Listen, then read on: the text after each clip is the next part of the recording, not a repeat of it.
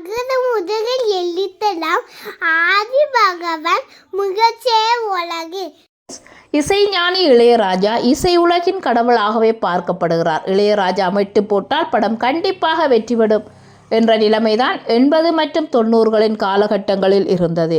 இளையராஜாவின் இசையில் வரும் பாடல்களுக்காகவே திரையரங்களில் கூட்டம் கூடியது. இப்படிப்பட்ட இசைஞானி கதையே கேட்காமல் மெட்டு போட்ட சம்பவமும் நடந்திருக்கிறது. பொதுவாக ஒரு படத்திற்கு மெட்டு போட வேண்டுமென்றால் படத்தின் கதையை மட்டும் அல்லாமல் ஹீரோ மற்றும் ஹீரோயின் யார் என்று கூட பார்த்துத்தான் போடுவார்கள். ஒவ்வொரு பாடலுக்கும் ஒவ்வொரு பின்னணி இசை காட்சி என்ன, எதனால் அந்த பாடல் வருகிறது, எதனால் அந்த பின்னணி இசை இருக்க வேண்டும் என்று சொன்னால்தான் அதற்கேற்ற இசை வரும். ஆனால் இளையராஜா படத்தின் கதை என்னவென்றே கேட்காமல் டைட்டிலை மட்டும் வைத்தே மெட்டு போட்ட படம் பாடல்களுக்காக மட்டுமே 1 வருடம் தியேட்டரில் ஓடி வெற்றி பெற்றிருக்கிறது. இப்படி ஒரு அற்புதமான அதிர்ஷ்டம் கிடைத்தது அவருடைய சொந்த தம்பி கங்கை அமரனுக்குத்தான்.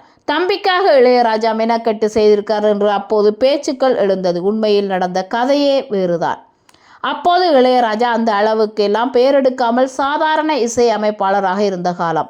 கங்கை அமரன் தன் அண்ணனிடம் சென்று நான் ஒரு படம் இயக்கப் போகிறேன், அந்த படத்தின் பெயர் கரகாட்டக்காரன் என்று சொல்லி இருக்கிறார். இளையராஜா அது என்ன பெயர் கரகாட்டக்காரன், நல்லாவே இல்லை, படம் ஓடாது என்று சொல்லியிருக்கிறார். அதற்கு கங்கை அமரன் அதையெல்லாம் நான் பார்த்து கொள்கிறேன், நீ பாட்டை மட்டும் போட்டுக்கொடு என்று சொல்லியிருக்கிறார். உடனே இளையராஜா கரகாட்டக்காரன் என்ற டைட்டிலுக்கு ஏற்றவாறு 9 பாடல்களை இசையமைத்து தன்னுடைய தம்பிக்காக கொடுத்திருக்கிறார். இசைக்கு பாடலின் வரிகள் பெரிய பக்கபலமாக அமைந்துவிட்டது.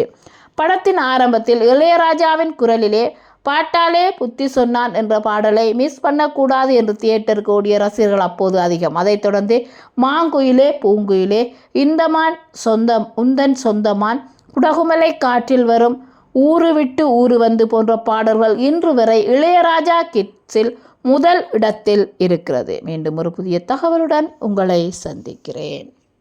இந்த வீடியோ உங்களுக்கு பிடிச்சிருந்தா லைக் பண்ணுங்க, கமெண்ட் பண்ணுங்க, ஷேர் பண்ணுங்க, மறக்காம அந்த பெல் ஐக்கனை கிளிக் பண்ணுங்க. பாய் ஃப்ரெண்ட், தேங்க்யூ.